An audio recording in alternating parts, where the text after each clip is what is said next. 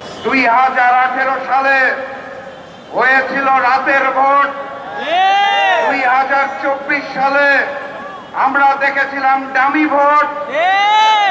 শেখ হাসিনার পতনের পর ভেবেছিলাম 2026 সালে হবে আসল ভোট, কিন্তু 2026 সালে হয়েছে ম্যানেজ ভোট।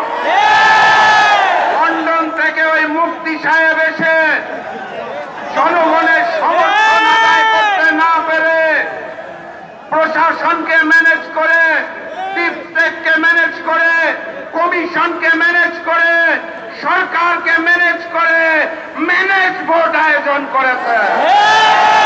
এখানেই শেষ নয়, তারা ভোটের পরে ঝাঁপিয়ে পড়েছে নির্মম ভাবে জনগণের উপরে।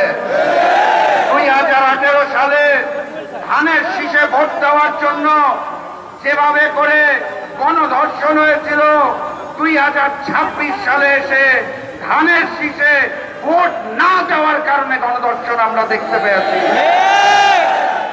মুসলিম যখন জালিম হয়ে যায় তখন আল্লাহর আরশ কেঁপে ওঠে।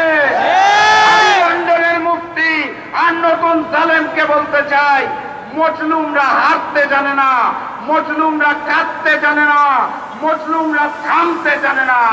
আমরাও থামবো না ইনশাআল্লাহ। বিজয়ের পথে যাত্রা শুরু, জীবন অথবা মৃত্যু। আসসালামু আলাইকুম।